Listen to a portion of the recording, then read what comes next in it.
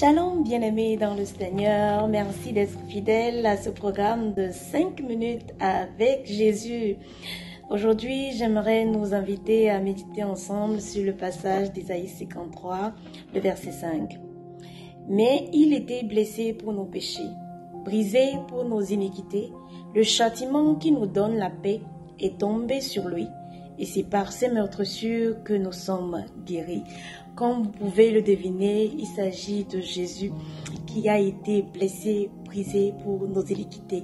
Et le châtiment qui nous donne la paix est tombé sur lui.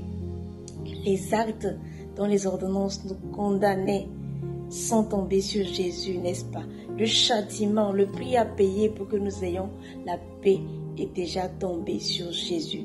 Et aujourd'hui, j'aimerais nous exhorter à pouvoir brandir cette vérité, n'est-ce pas? Ce n'est pas une promesse, c'est une déclaration, c'est un fait.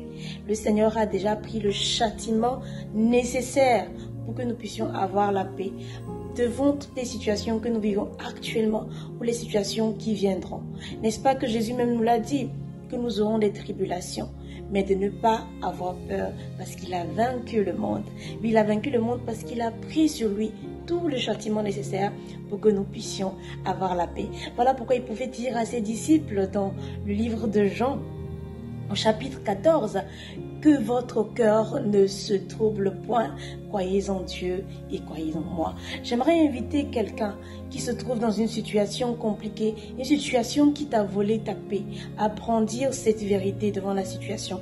Rappelle à la situation que le châtiment qui te donne la paix, Jésus l'a déjà porté et donc tu réclames ta paix. Je veux t'inviter à réclamer, c'est un fait. Jésus a dit, je vous donne ma paix, je ne vous donne pas comme le monde donne, je vous la donne. Ça veut dire que c'est un fait, il l'a déjà fait et il nous l'a donné. Ce n'est pas une promesse. Alors je veux t'inviter à brandir cette vérité dans la situation dans laquelle tu te trouves, à brandir la vérité et dire à la situation, je suis en paix, malgré ce que je vois, malgré ce que j'entends, malgré ce que je ressens, je suis en paix. Mon cœur ne se trouble point, mon cœur ne s'alarme pas, parce que le châtiment qui me donne la paix, le châtiment nécessaire qui doit me donner la paix, Jésus l'a déjà porté. Et c'est en ce moment que nous allons nous retrouver dans le calme. Et j'aime ce verset qui dit, c'est dans le calme et la confiance que se trouve votre force. Et oui, quand nous arrivons dans une situation compliquée à retrouver la paix, c'est en ce moment que nous pouvons détecter en nous la force nécessaire, tout ce que le Seigneur a mis à notre disposition pour vaincre dans cette situation.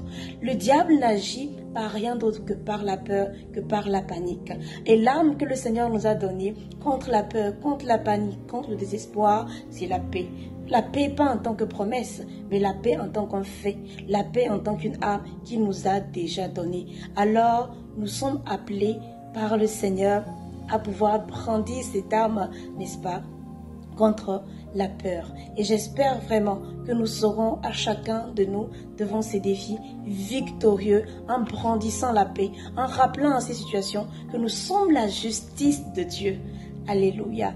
Et je veux profiter de cette occasion qui m'est donnée pour pouvoir inviter au maximum tous les jeunes de l'église évangélique au Maroc à notre traditionnel camp d'été, édition 2024. J'ai eu dit qu'il y a beaucoup de jeunes qui sont encore réticents, qui ont encore peur par rapport à ce qui s'est passé l'année dernière. J'ai envie de vous dire que votre cœur ne se trouble point. Le châtiment qui nous donne la victoire, le Seigneur l'a déjà porté. Le Seigneur l'a porté, nos responsables nationaux l'ont porté. Le Comité national de la jeunesse a porté tout ce qui était nécessaire pour que nous puissions avoir un cadre magnifique. Le Seigneur a fait quelque chose qui surpasse l'entendement. N'est-ce pas que nous avons semé avec larmes? N'est-ce pas que nous avons semé en étant dans le désespoir? Mais le Seigneur nous donne de récolter aujourd'hui avec chant d'allégresse. Bien-aimés dans le Seigneur, jeunes enfants, on ne doit pas te raconter ces moments. Ça se vit. Nous allons au camp d'été 2024 pour célébrer la fidélité du Seigneur. Nous allons au camp d'été 2024 pour glorifier le Seigneur. Il y a un témoignage que nous allons partager à ce camp. Alors ne reste surtout pas chez toi. On ne doit pas te raconter cela.